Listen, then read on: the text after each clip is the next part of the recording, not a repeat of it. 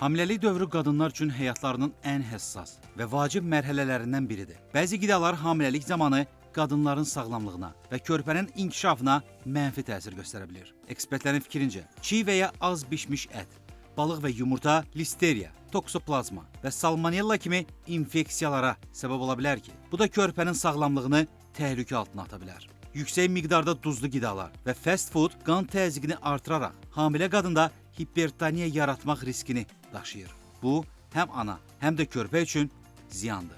Pastörizə edilməmiş süd və süd məhsulları listeriya infeksiyası kimi təhlükələrə gətirib çıxara bilər. Bu infeksiya hamiləlik dövründə ciddi fəsadlar yarada bilər. Zəncəfil hamiləlik dövründə erkən doğuş riskini artırma potensialına sahibdir. Xüsusilə yüksək dozda istehlak edildikdə zəncəfilin uterus tonusunu artıraraq doğuşu stimullaşdırması mümkündür. Hamiləlik zamanı yüksək miqdarda kofein istehlakı dölün inkişafına mənfi təsir göstərə bilər və həmçinin düşüklərə səbəb ola bilər. Alkoqol istifadəsi isə fiziki və zehni geriliklər, doğuşdan sonra problemlər və müxtəlif inkişaf pozuntuları ilə nəticələnə bilər. Yüksək şəkərli qidalar və içkilər hamiləlik dövründə şəkərli diabet riskini artıra və körpənin çəkisinin normadan çox olmasına gətirib çıxara bilər. Bu da doğuş zamanı problemlərə yol aça bilər. Ekspertlərin sözlərinə görə, hamilə qadınlar hər hansı bir qida məhsulunu qəbul etməzdən əvvəl həkimləri ilə məsləhətləşməli və yalnız təhlükəsiz, sağlam qidalar istehlak etməlidirlər.